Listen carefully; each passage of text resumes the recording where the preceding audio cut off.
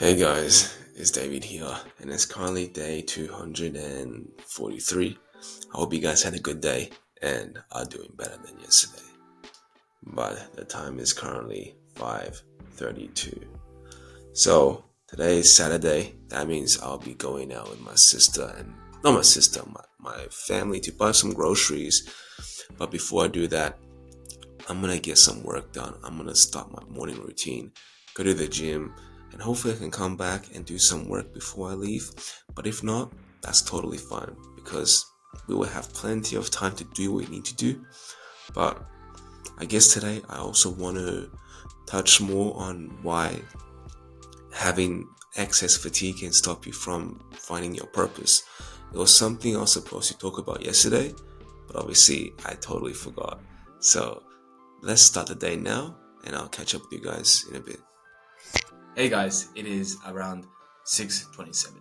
I'm about to head to the gym now and do my last back and bicep session for this week. And perhaps the last one until a while because I will be taking a rest week. But during the rest week, I might still go to the gym. I might still do some light work. But the idea is to lean back down, reduce the fatigue, and push stronger for the next month.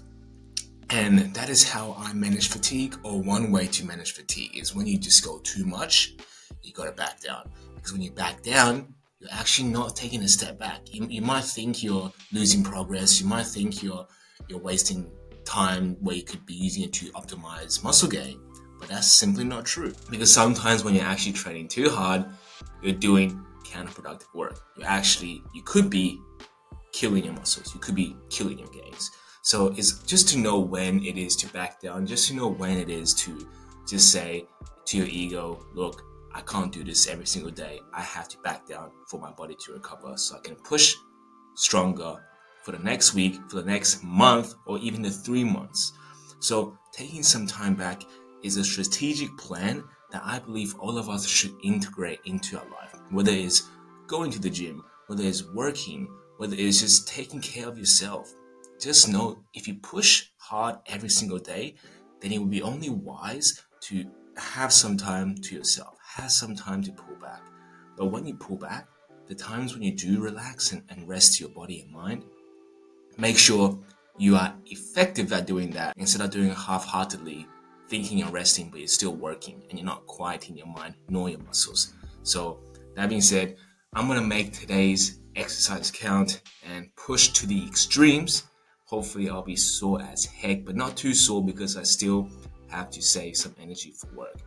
That being said, I'll catch up with you guys in a bit. Time is 8:46. So just came back from the gym and today's workout wasn't the best. Although I tried to push my hardest, I was just too fatigued to see any major results, many improvements. But that's okay because today will be the last day and then I'll be having a deload. I'll take some time off while still training a little bit but not pushing my hardest. And I plan on doing that for my workload too. Perhaps doing a little bit less work throughout the day will help me reduce the mental fatigue also, because lately I realize I am not really clear in my thoughts, and that has been eminent through my writing, through how I talk, through my speech, and sometimes, as you guys may know, I even slur my words.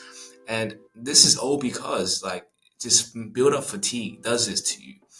And we got to pay attention to this because a lot of the times when we search for our purpose, when we search for our reason to live in this world, we don't actually think for ourselves, to be clear, because we want to have a purpose, because a purpose is honestly like the buzzword in this generation, right? You got to find your purpose, you got to have your why, otherwise you're going to drift around. And nobody wants to be drifting around. Everybody wants to have a purpose and everybody wants to have a why. But actually finding your authentic purpose is actually something very difficult. And for a long time, I made the mistake of following my purpose onto someone else's footsteps. I think that if I just copy their blueprint, then that will be meaningful for me. That will fulfill my life. But my purpose never really revolved anything else than money. It was always money. I want to make money. I want to get rich. Of course, money is important. To survive in this world, you need money. But a purpose doesn't just mean to acquire money. Because if that's your purpose, then you're going to have a very clouded purpose, because you can acquire money in so many different ways. And we will tend to likely go the easier route to attain money, because that is our purpose, to obtain money. Now, finding our purpose is difficult because it requires us to think. It requires a lot of mental willpower, mental discipline to actually sit down with ourselves and think. Think through our lives, think through our past, and see what it is that we actually want to do in this world. And a lot of people don't want to think that way. A lot of people don't want to go back into their past because perhaps they were traumatized. Perhaps the past is a very dark place. Perhaps they want to forget about their past. But to find someone's purpose, looking back at your past, looking back at what you're good at, is a great thing to do. Why is that? Because as we were kids, we were big dreamers. We always dreamed about becoming something that nobody believed that we could actually become. So kids are always the big dreamers because they don't have this limitation on themselves thinking that they can't become the person they want to be. Because they haven't yet got conditioned by the environment around them. Society haven't yet conditioned them to think small and trap them into a box to live the rat race. So looking back in your past is a great way to start to find your purpose. But if that's not something you want to do, then having this time to think to yourself, to find your purpose, to be okay, to be comfortable with your thoughts, requires you to have a clean mind. So for one to find their purpose, one must, and is a requirement, to have a clear vision, to have a clear mind. For that, one can actually think for themselves. And with all this mental fatigue, how could you expect yourself to have this clarity? Because it'll give you brain fog, it'll give you uncertainty, it'll give you doubt. Because when your mind is clouded, you're going to be faced with a lot of roadblocks. You're going to face with a lot of resistance. Because without a clear mind, you cannot break through this barrier of resistance, this feeling of I don't want to do it because it's too hard. And that is what fatigue does to you. It drains you, both mentally and physically. But it is more crucial and more important that you avoid or minimize the mental fatigue, because our mind controls everything else our body does. So your body may be aching, your body may be swelling up, but if your mind is strong, then of course you can push through it. But if your mind is weak and your mind is more fatigued than your body, then all will fall to crap, because our mind dictates our actions. Our mind decides whether or not today we will think for ourselves and act for ourselves. But if you have too much fatigue clouded up in your mind, then you never will know exactly where you want to go in life. You'll hop from business to business. You'll hop from side hustles to side hustles because you are unclear as to what you must do. So getting rid of this mental fatigue requires some time to back off from what you're doing. Requires you some time to think and be at peace with yourself. But I do believe after we can reduce this mental fatigue, then we can have control back over our mind. And once we have control over our mind, I truly believe there's nothing that we can't accomplish. And the first thing we will accomplish is to find your purpose, is to find your calling and why you are born to live and what you must do. But that being said, I am sweating like an absolute bulldog. So the plan for the rest of the day will be go shopping, pick some grapes with the family, just kind of relax because it is a Saturday. And I'm going to take this day really to utilize my rest period so that I could perform much better in the upcoming week. So I'll see you guys in a bit. It is currently 4:30. So just came back. Well, not came back, but I just came back to my office. And if you guys haven't yet saw, there's a new addition. Well, not really a new addition because that whiteboard has been on my floor for the longest time. But because my dad came back, we managed to put it up together. So I'm just so happy because now I could do work on there. I could write down my goals, and that will be another tool for me to stay more clear, for me to stay more present. Because sometimes it is great to write down your goals. It's great to write down your to-do list. But if you can't see them every single day when you wake up and go to sleep, then you're gonna forget. So having that whiteboard there and filling that up with my to-do list, with my goals, with my purpose, and constantly reinforcing that into my mind, that is going to change something, guys. That will increase the likelihood of you acting onto your purpose, onto your goals, the likelihood of you actually saying no to bad behaviors and distractions and procrastination. Because even if we have fatigue, guys, seeing your goals every single day will might just overcome the initial barrier of resistance. It might just make you say, I have a little bit of energy left in me, so let me just go give it a shot. Having that clarity there might just give you the extra boost you need to start your good habits and keep consistent at them. Because fatigue, guys, is around us every single day. Although today I didn't do too much work because I was out shopping and I came back, I was cooking food, and I was like, you know what, let's just call today a relax day. Because if I take one day off from working out, then maybe I should also take one day off from working.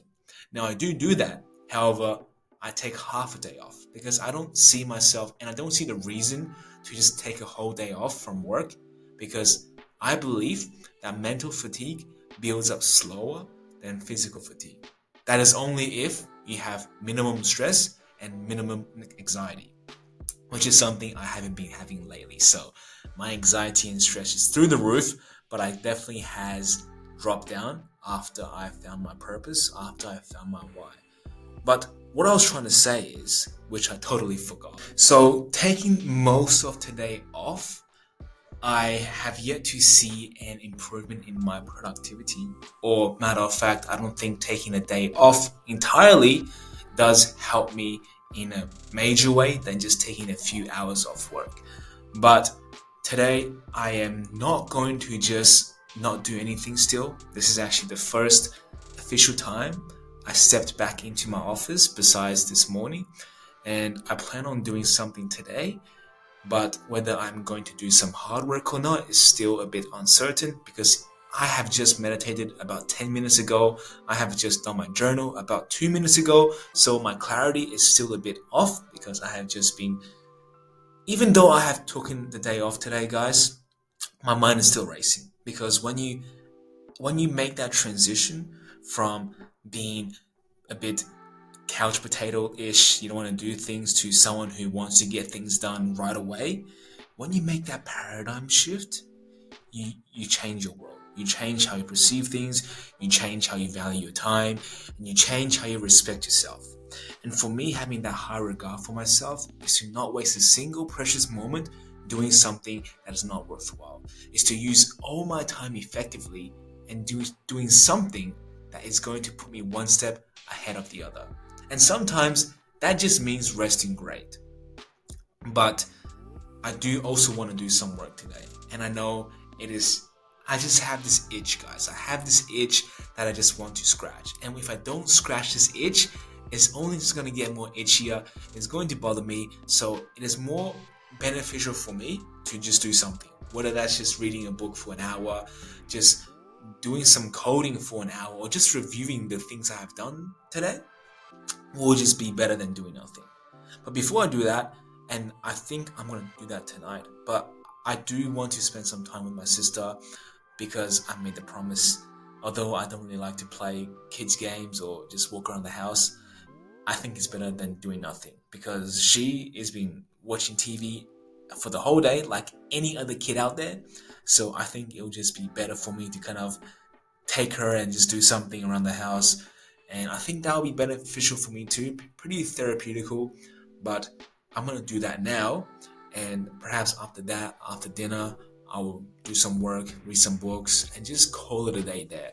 But today has been pretty relaxing, pretty kickback, and I know I didn't really talk too much into the topic I want to do today, but guys, this is life. Life gets in the way, and you just have to move around it and adapt. But that being said, I'll catch up with you guys in a bit. Because what I had learned is we cannot just have life planned out and hope that no interference will get in the way. Because things will happen and we just have to learn to be flexible. Flow like water, like Bruce Lee said. Because if you stay rigid, guys, and some obstacle hits your way or some inconvenience stops you from doing what you gotta do, then you're going to break down, you're going to have a freaking panic attack, and then things all goes to shit. So don't be that guy. Be happy to adapt. Be happy to be like water, because that is life and that is the environment you have to adapt to live in. But that being said, I'll catch up with you guys in a bit. It is 6:27. And guys, I just must say the frame looks much better without that whiteboard just sitting there now. But for the past few hours, guys, I have just been reading my book. I have just been doing some light work, doing some idea thinking because I realized that lately I have kind of decreased in my ability to think, to create new ideas. So this week I made the challenge to actually list down 10 ideas that I want to implement for my software that I want to create, which will deliver my vision to the world. And that, honestly, guys, has been quite difficult. So I'm just glad that I picked up this habit because I do think it'll be beneficial for me to constantly train my mind to develop new ideas, to see the world and my situation and problem in a different lens. So that has definitely been a plus. But I haven't yet spent time with my sister. I haven't yet ate any food. Well, I did have lunch, but nothing too major. So I think what I'm gonna do with the rest of the time after I make this video is to do what I said, spend some time with her, probably play around for an hour or two, mess around, just do some weird stuff. Hopefully, no watching TV because I am anti TV, anti social media, because that stuff robs away our most valuable asset, and that stuff brain rots us to the degree where we feel like it's normal to just sit around and watch people dance on TikTok and do this and some weird stuff, all for views and likes. Obviously, I'm on YouTube and that's kind of hypocritical, but I just try to tell my story in a way that I hope it could be valuable to you guys, and I will always try my best to do that. But that being said, today has been a pretty relaxing one. Although my mind has not quieted down for one bit, I do think just doing something different than doing what you have been doing for the whole day is a type of relaxation. Because relaxation and relaxing is honestly such a is a funny topic, guys, because one person can find something relaxing when the other person find that task dueling. And to be honest, I think relaxation in my definition means to do something that you haven't been doing before. It's to do something that you're not yet doing. So if you've been working for a long time, do something else. If you have been going to the gym for a long time, do something else. If you have been doing a certain task for a long time, just try to do something else. Pretty much just distract your mind from doing that task onto something different. And I believe that is relaxing your mind. Because I do think our mind uses different areas of our brain to perform certain tasks. So as long as you're using a different part of your brain to perform a task, then you're letting the other one on break to take some time off, right? I guess that's my idea of it, at least. Maybe there's more psychology aspect into this, more scientific definitions into this, but that's just how I see it. That's just how it has worked for me. So I guess this is all I really want to talk about, guys. Pretty brief, pretty short, but that is today. Just went out, enjoyed dive, and that is how it is. But tomorrow, Sunday, we will be back here much stronger than ever before, and we're gonna push harder than ever before. So, that being said, I hope you guys have learned something from this, but if not, like always, I'll be here for you guys tomorrow. But until then, good night.